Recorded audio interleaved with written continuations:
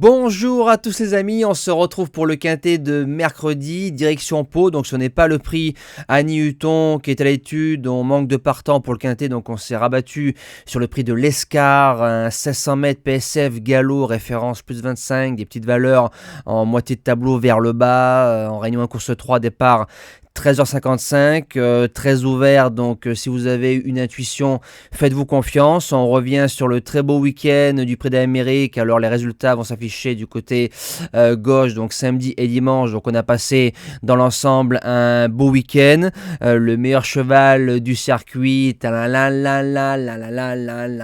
Ida, Ida, oh.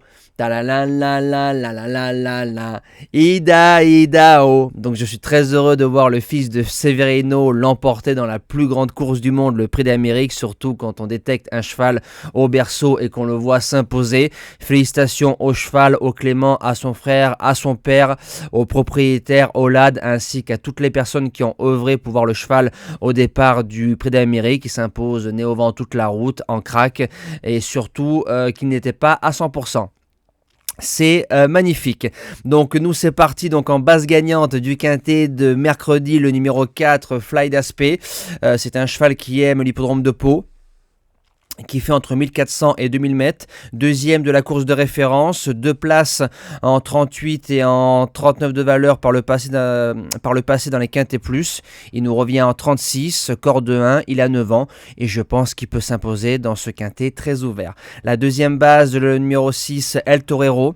Il a été quasiment arrêté dans la course référence du 4 janvier, donc on l'a relancé, il s'est faufilé, il a bien fini, il est placé de quintet plus en 35,5 de valeur par 2 fois, revient en 34,5 et c'est sûrement le choix de Yoré de Semenizabal. Je fonce pour un podium. Pour les chances, on attaque avec le numéro 2, Dr. Ron. C'est l'un des plus expérimentés au départ de ce quintet plus. Il est placé de quintet à plusieurs reprises en 37. Il a gagné son quintet en 37. Par contre, que troisième de la course référence avec un parcours limite sur mesure. Je n'attendais un peu mieux quand j'ai vu l'épreuve. C'est pour ça que je ne le mets pas en base, mais en 5 chevaux, il est indéboulonnable. En quatrième position, le numéro 9, Loper, a déjà battu mon gagnant le 10 décembre ici même sur ce parcours-là, avec un avantage de 4,5 kg sur le dos. Derrière, mon gagnant l'a battu. Il y aura 3,5 kg cette fois-ci d'avantage pour le numéro 9, Loper, mais qui va découvrir les quintets. En cinquième position, le numéro 12, Nuit d'Aliénor.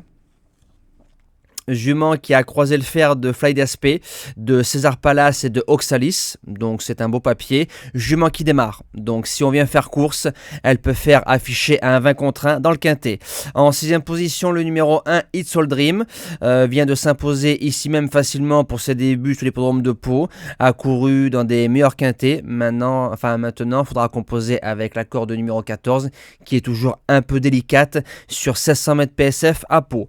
En septième position, le numéro 7, Laris, il a 11 ans mais il sait lire et écrire. L'année dernière, il prenait une place en 37 de valeur dans un quintet plus du côté de Bordeaux. Corde 15, c'est le hic, mais il y a un jockey d'expérience, Magic Pellier. 12 fois sur le parcours, 50% de réussite. Donc c'est un coup oui, un coup non en gros. Et je termine avec le numéro 10, Abelard F, 9e d'un quintet plus pour son retour dans les événements à Cannes-sur-Mer, dans un lot bien meilleur. Il y a des références PSF et je me dis que c'est peut-être une surprise possible dans ce petit quintet du côté de Pau. Voilà, moi je vous dis à demain pour le prix de Langeais du côté de Vincennes. Passez encore une belle semaine. Merci Dao. Merci les trotteurs et à demain les amis.